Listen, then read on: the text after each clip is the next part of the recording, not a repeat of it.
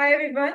I have brought a very um, interesting, a tricky situation in this PgMP scenario. Let me read out the scenario first, and then we are going to talk about it in detail. This actually happens in the real world a lot, and one should be knowing that in the program management role, what's the right way to deal with this type of scenarios, especially when you have to deal with some senior executives and some procedures and processes in the organization. So let me quickly read out the scenario, and then we will see that how it should be taken care of as per the best practices. Based on the RFP floated, you had received proposal, but not from the qualified seller list. One of the key stakeholder executives unofficially assures you that the job done by them will be good. Later, you found out that the vendor has been removed from the qualified seller list of your organization. You refer that to the senior executive stakeholder, but he insists that the work should be awarded to this proposed seller. What should you do next? So clearly from this scenario, we know that your senior executive stakeholder is asking for something which is highly unethical and non-professional. So let us check the option choices first, and then we are going to talk about the best thing to do. A, include him again in the program qualified seller list and follow the instruction of the executive stakeholder. B, you will continue with the procurement process uh, as per the expectation and without taking any action or concern of the key stakeholder. C, report unethical practices to the management, and D, discuss the situation with the program steering committee. Uh, from this scenario, we know that what's happening, and this happens a lot in the real life as well, that the personal inclination and favorism and biases are there in the process, which is also termed as, the, uh, you know, uh, more than minimum viable bureaucracy or the political influences of some key stakeholders over the others. So this is one such scenario where seller is being talked about, which used to be working for the organization, but not anymore. And they have been removed from the organization's qualified seller list, which is a big thing actually. So removing someone from a qualified seller list most likely happens for some fraudulent activities, or maybe for some non-performance or something which actually violates the organization's procurement policy in a way that is not acceptable for that company. So if that seller organization used to be working earlier for the organization but not anymore, and your company's senior executive, who that exact role is, we are not aware. It could be sponsor, it could be some head of the department, VP, or maybe company secretary. It could be any person who is influential, actually, right? Executive member means it could be C-suite executive, it could be any senior manager, or maybe a VP, director, global director, some role of that sort. So they are actually trying to influence you by saying that the work by this seller is good, and you just accept him in the process, and not only accept him, but you award the work to this vendor as well, and you just do all of this like quietly without letting anybody know about this, or without making him part of the regular procurement process or the regular bidding process. So this is, of course, clearly totally uh, not so acceptable. So as a program manager, what should you be doing? So of course, A and B are out, because both actually talk about the two extremes. So A is actually talking about just including that seller in the overall process as suggested by the executive stakeholder. I mean, uh, just listening and abiding to the senior executive stakeholder without objecting or saying anything, which is of course a no-no. B actually is like altogether opposite, like completely overlooking and avoiding that stakeholder, and you just continue with whatever you have been doing, which is also a no-no. Why? Because this is clearly not acceptable behavior. And if this executive stakeholder is doing it now, maybe he has been doing that in the past as well, or he is going to continue that in the future as well if he is not going to be reported. So as a program manager, if I talk about the responsibility part of the code of ethics and professional conduct by PMI, your responsibility is to report this, not to close eye on this matter, right? So of course, you are going to continue with the procurement and the bidding process as per the expectation.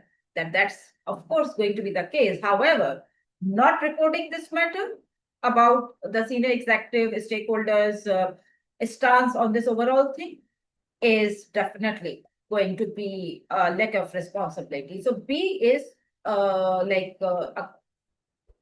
solution, like continuing with a partial solution, I would say. However, without taking any action on the concern of the stakeholder is not really the right thing to do. So we have actually the answer hidden in between C and D.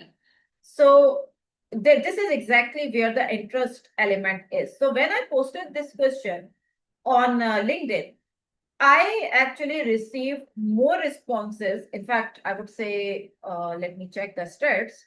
I received 75% inclination towards option D and 19% inclination, we can say 20% inclination towards option C, and the remaining 7 to 8% was towards AN. And AN, we are clearly not the solution. However, D is also not the solution. The right thing, the best thing to do is to report this unethical and non-professional conduct to the senior management of the company, not to the program steering committee. Now I'm going to tell you why.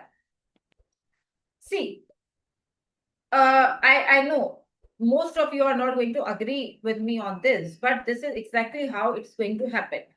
When you as a program manager are going to take this matter to the program steering committee, most likely they will find themselves, limited on this matter, or they will not find themselves like really comfortable about this matter. Why? Because we are talking about some senior executive stakeholder of the organization over here, which is usually like a politically influential person in the organization. And what would happen if we are going to do this? What would happen if you are going to go with option B? You are going to report this matter, right? And maybe the steering committee is going to say that, okay, you leave this matter with us. We are going to see what is the most appropriate thing to do, and we are going to take the action. But behind the picture, most likely, and this is not an assumption, I mean, this is most likely the case. Most likely, one or some of them would have their personal influence and biases towards that senior executive stakeholder for one reason or the other, because this is exactly how the organization is structured and organizational professional relationships are. So the fairness and the transparency element is going to be compromised, right? And the other option, the other way of seeing this situation is that the steering committee at the program level probably would not find themselves in a position to take any action, and they're going to escalate that matter to the senior management, which is option C. And I know that most of the people would think it this way, that first take this matter to the program steering committee, and then if they find it appropriate, or if they find themselves limited on the authority in this matter, then they are going to automatically escalate their matter to the senior most management or the board of directors, or however the right way to take the action is at a level above them, above them that. So I would say it this way, that most likely that person, that senior executive person, is either part of the program board, or if they are not part of the program board, then they would have alliances in the program board. And the fairness and honesty element of the PMI Code of Ethics and Professional Conduct is going to be compromised. And if this is not going to be the case, even if this is not going to be the case, then this matter is not going to be rightly served at the program steering level, because this matter is actually at the organizational policy and organizational violation of the conduct and procedures. This is actually beyond the program's matter. So this should be reported to the management. Now, what do we mean by management?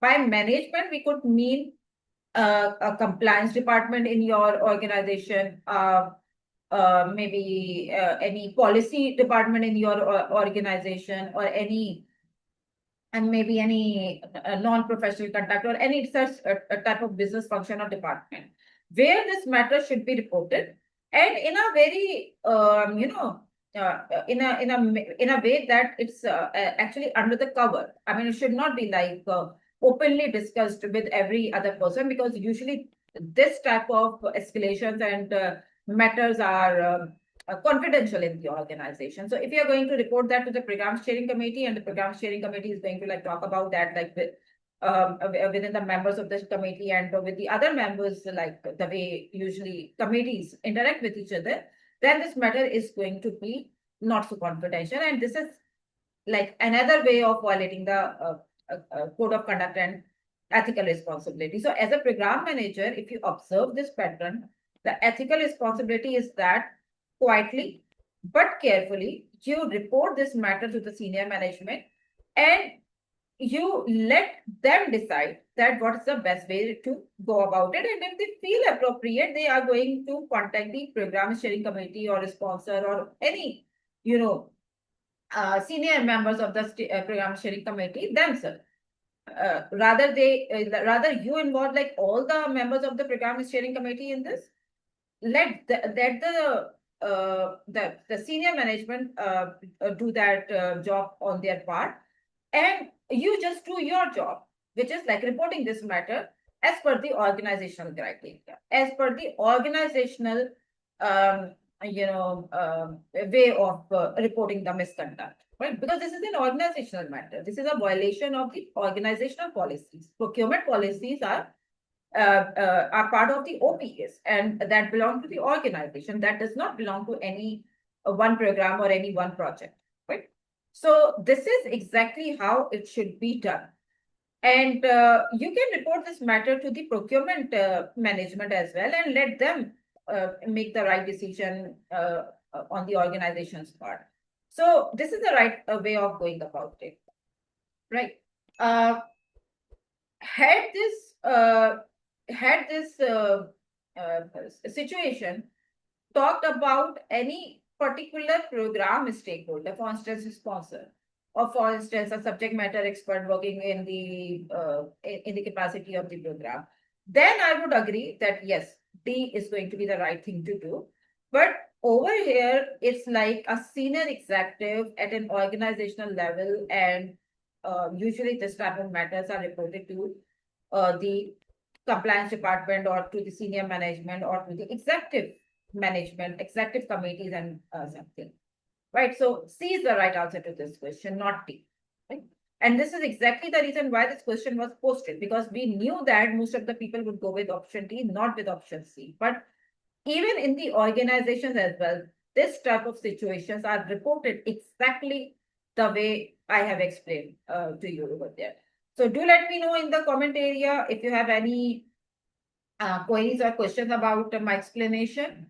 And do also let me know that if you have ever seen anything like that in your projects or programs, how the situation has been handled. I will be waiting for your response. I will be coming back very soon with a new PgMP scenario. Till then, take care. Goodbye.